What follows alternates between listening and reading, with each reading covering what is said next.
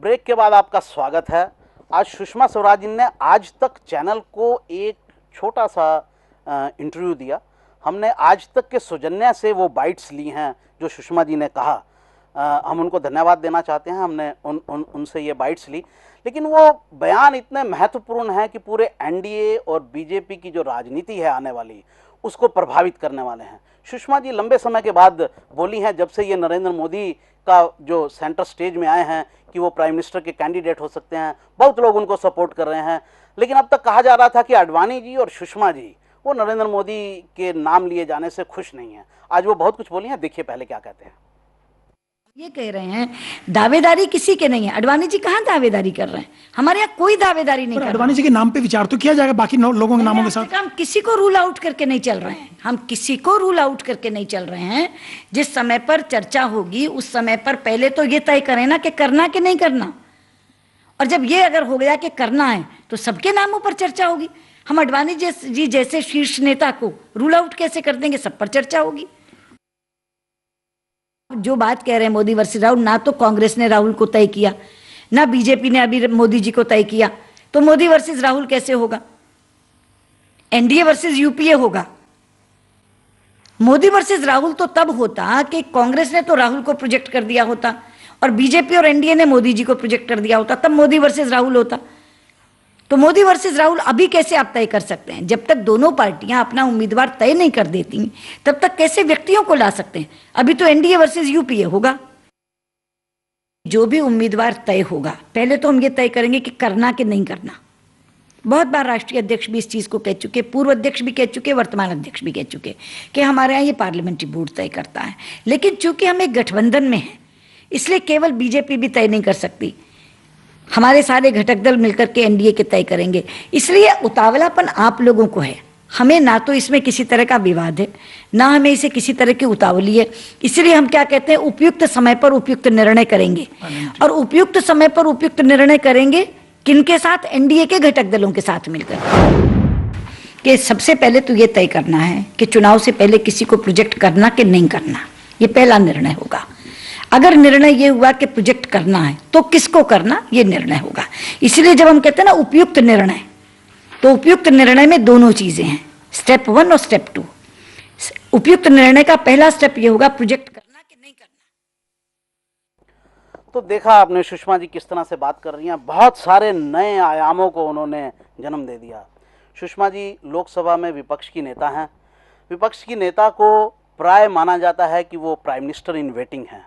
हालांकि इस बात को आज सुषमा जी ने खुद डिनाई किया, लेकिन एक नए आयाम खुले हैं। सुषमा जी चुप थी अब तक जब से नरेंद्र मोदी का नाम आया। साहे जी, आपने सुना, बहुत सारी बाइट्स बहुत साफ थी, कुछ मैं आपको आगे भी बताऊंगा, पूरी बाइट्स हम ले नहीं पाए।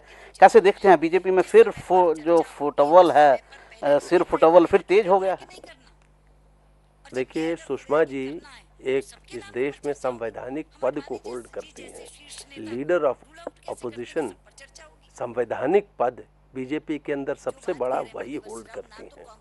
और वो जो आज कह रही हैं, मैं ऐसा मानता हूं कि बीजेपी के अंतर्द्वंद को मुखरित कर रही हैं, क्योंकि देश में हर किसी को मालूम है कि भारतीय जनता पार्टी का काडर नरेंद्र मोदी को चाहता है। कई नेताओं ने इस बाबत बयान भी दिया, बहुत लोगों ने दिया। पार्टी का एक लाइन है कि पार्लियामेंट्री बोर्ड तय करेगी, ठीक है, लेकिन आज उन्होंने, सुषमा जी ने बिल्कुल स्पष्ट कर दिया कि ये सिर्फ बीजेपी तय नहीं कर सकती। माफ करिएगा, ये शिवसेना का भी यही डिमांड था और नीतीश कुमार जी का भी यही इशारा था कि एनडीए की बैठक बुलाइए, इस पे तय करिए। इस पे नीतीश जी कह रहे थे कि चूंकि बीजेपी सबसे बड़ा घटक है तो बीजेपी का नेता एनडीए का। साहिब जी, जो सुषमा जी कह रही हैं, उसका अर्थ तो ये हुआ कि मैदान के अंदर सुषमा जी ने सिर्फ अपना आगे नाम फेंक दिया। कैसे?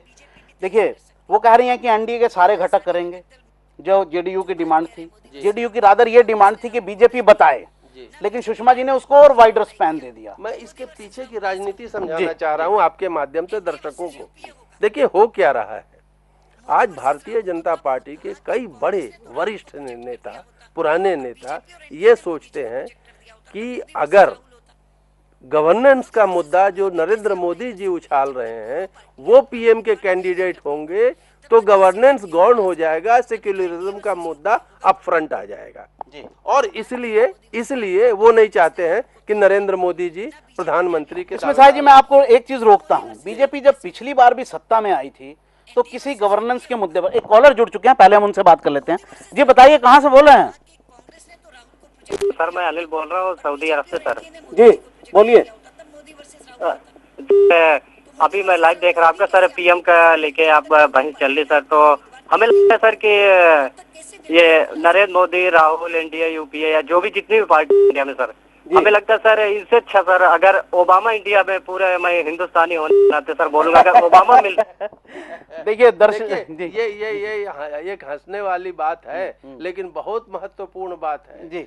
जो प्रेजेंट नेतृत्व है देश की उस पे किसी पे भरोसा नहीं है जी। लोगों को जी। ये सवाल ऊपर से तो हास्यास्पद लगता है लेकिन इस बात पे बहुत दम मुझे लगता है साहब जी दर्शक ये टॉन्ट कर रहे थे कि आप इतनी लड़ाई कर रहे हैं प्राइम मिनिस्टर के पद को लेकर सब लोग, तो किसी और को बाहर से ही बुला लेते हैं। आपके क्या कांग्रेस, क्या भारतीय जनता पार्टी, क्या सपा, क्या बसपा, द्रमुक, अन्ना द्रमुक सब नकारे साबित हो रहे हैं। ऐसे परिदृश्य में ये कहते हैं ओबामा को इंपोर्ट क्यों नहीं किया जा सकता है। मैं ये कह रहा हूं कि देखिए एक देश में नई शक्ति उभर रही है। आम आदमी पार्टी आज एक बहुत छोटे स्तर पे है, ठीक है, और उसने भी जो दिशा दिखलाया। जी अभी लगता नहीं कि आम आदमी पार्टी इतनी आगे तक। एक दर्शक जुड़ चुके हैं। जी बोलिए। हेलो नमस्कार। हाँ नमस्कार। हिमाचल से बोल रहा हूँ। जी बोलिए। हमीरपुर से श्यामला। जी जी बोलिए। मैं ये बोलना चाहता हूँ कि मोदी को प्रधानमंत्री बनाया जाए। जी जी ठीक है साहब जी, मैं आपके पास फिर आता हूँ। नवीन जी, मेरा ये कहना है कि जब बीजेपी पिछली बार भी जब सत्ता में, साहब जी ने सवाल उठाया कि सेकुलरिज्म का मुद्दा गौण हो जाएगा और दूसरे मुद्दे जो हैं वो ज्यादा, गवर्नेंस का मुद्दा आगे आ जाएगा अगर नरेंद्र मोदी आते हैं। गवर्नेंस का मुद्दा गौण हो जाएगा, गवर्नेंस का मुद्दा गौण हो जाएगा और सेकुलरिज्म का मुद्दा आगे आ जाएगा अगर नरेंद्र मोदी कैंडिडेट होते हैं तो विपक्ष के बीच में। बीजेपी की अगर अपनी स्ट्रेंथ देखी जाए तो बीजेपी की स्ट्रेंथ कभी इस चीज में नहीं रही है। जब तक बीजेपी के पास अपना कोई मुद्दा नहीं होता है बीजेपी के पावर में आने की कोई संभावना नहीं है। और अगर आप नरेंद्र मोदी को पीछे ले जाते हैं तो आपका अपना कोई मुद्दा नहीं बचता है। आप सिर्फ एंटी इनकम्बेंसी के जो सहारा है उस पर अपने आप को जीतने की आस बांधेंगे और कोई आस नहीं है, जबकि नरेंद्र मोदी के साथ एक आस है। जी आप कुछ कहना चाहते हैं? मैं ये कह रहा हूं कि ये बहुत महत्वपूर्ण बात आपने कहा है। भारतीय जनता पार्टी करीब करीब अपने ताकत पे, उस वक्त भी मेजॉरिटी नहीं आया, लेकिन जब राम मंदिर का आंदोलन के बाद की जो स्थिति देश में बनी तो उसके बाद भारतीय जनता पार्टी आई और वो हार्ड हिंदुत्व पे खुद की ताकत उसने बढ़ाई और लोग साथी मिले, फिर उसको एक सेक्युलर फॉर्म दिया, वाजपेयी जी जैसा नेतृत्व हुआ। मतलब अगर भारतीय जनता पार्टी की कोर को बढ़ना है तो सॉफ्ट हिंदुत्व से होगा नहीं, उसको अपने मुद्दों पे अड़ा रहना होगा, तभी उसकी ताकत बढ़ सकती है। सॉफ्ट हिंदुत्व के खेल में आप कांग्रेस को या थर्ड फ्रंट के लोगों को आज की डेट में हरा नहीं सकते। जी साहिब जी ने वही इंपॉर्टेंट एक बात कही कि सॉफ्ट हिंदुत्व से आपका नहीं चलेगा, आपको अपना मुद्दा लेकर बढ़ना पड़ेगा। तो आपको क्या लगता है कि सुषमा जी जो कह रही हैं और जो कंडीशंस उन्होंने आज सेट कर दी हैं, क्योंकि एक बड़े नेता ने पहली बार उस तरह की कंडीशन सेट की हैं, क्या लगता है किस तरफ जा रही है बीजेपी एनडीए की राजनीति? मैं वही बता रहा हूँ कि जो सुषमा जी ने कहा, वो सुषमा जी अपनी कैंडिडेचर को तो जरूर दर्ज किए हैं और अडवाणी जी के कैंडिडेचर को भी एडवोकेट की, लेकिन उसके साथ साथ नरेंद्र मोदी का जो सॉफ्ट हिंदुत्व और ये जो नया डिबेट सेकुलरिज्म की बात है, नरेंद्र मोदी को हार्ड हिंदुत्व प्रूफ करने की जरूरत नहीं है। नरेंद्र मोदी अपने आप को सेकुलर साबित करने में लगे हुए हैं पिछले कई दिनों से, खास करके 2-3 महीनों से। और उसमें एक महत्वपूर्ण डेवलपमेंट अभी उन्होंने किया कि उनकी सरकार ने माया कोंडानी को जो कि कल पिछले इलेक्शन के पहले तक वो बचाने का प्रयास करते रहे थे, हाई कोर्ट में, सुप्रीम कोर्ट में, जहाँ भी। तो क्या आप कहते हैं कि नरेंद्र मोदी गलत कर रहे हैं जो कर रहे हैं? नहीं, नरेंद्र मोदी गलत नहीं कर रहे हैं। फंस रहे हैं जिसमें और फंस रहे हैं।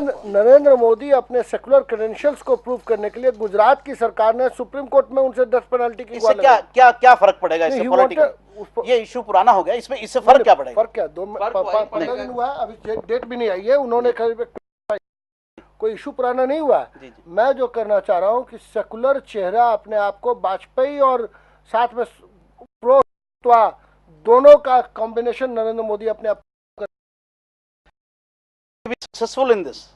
It is for the time to tell whether he will be successful और नॉट। ये जो सुषमा जी ने आज कहा, हम लोग सुषमा जी के बयान पर, सुषमा जी ने इस बयान को कहा कि एनडीए को साथ लेके चलना उनकी प्रायोरिटी बताई उन्होंने अपने बयान में। दूसरा बयान में बताया कि ये मत समझ लीजिए कि सिर्फ नरेंद्र मोदी ही कैंडिडेट रहेंगे। और मैं इस बात को आज सुषमा जी के बयान से ये लगता है कि पार्लियामेंट के पहले प्राइम मिनिस्टर का कोई कैंडिडेट बीजेपी का डिक्लेयर मैं समझता हूं पहले पार्टी हार गई क्यों? इतने को आप तैयार हैं तो कांग्रेस से बड़ा कोई कॉम्प्रोमाइजेस की पार्टी ही नहीं है।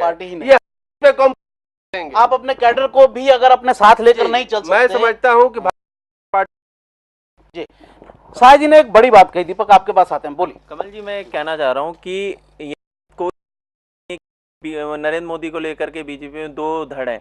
एक नरेंद्र मोदी करता है तो दूसरा लाल कृष्ण आडवाणी को कर रहा है। लेकिन जब मैं जो उनके सीनियर ऑफिसर थे उनसे मेरी बातचीत हुई तो उन्होंने कहा कि बीजेपी ने नरेंद्र मोदी के लिए कि अगर लोकसभा सीटों पर नरेंद्र मोदी को असर था कि कहीं पे फायदा हो रहा था, कहीं नुकसान हो रहा था, तो बीजेपी ने मोदी को नहीं करेंगे क्योंकि कई सीटों पे नुकसान हो जाएगा। तो वो उन्हें एक पैरेलल लेकर जो सीटें हैं वहां नुकसान वाले साथ में जुड़े हैं। अभी आपके पास आते हैं। जी बोलिए। नमस्कार जी, ये जो मैं आपके कह रहे हैं प्रधानमंत्री बीजेपी का जो मोदी साहब आएंगे, पहले मोदी साहब ने तो करवाया जी, तो अब आएगी तो आगे क्या करवाने के इनके इरादे हैं? आपके माध्यम से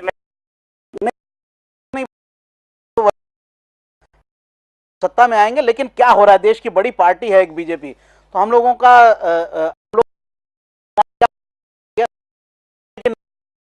ने आज उनका रास्ता रोक दिया। बीजेपी मेरे को नहीं लगता कि जब तक इलेक्शन नहीं रिजल्ट तक वो भी करेंगी, ना आडवाणी को करेंगी ना मोदी को, वो सबको लेकर के आगे। जिस तरह से बात पूरे हिंदुत्व जब आपको क्या लगता है नरेंद्र मोदी बीजेपी के लिए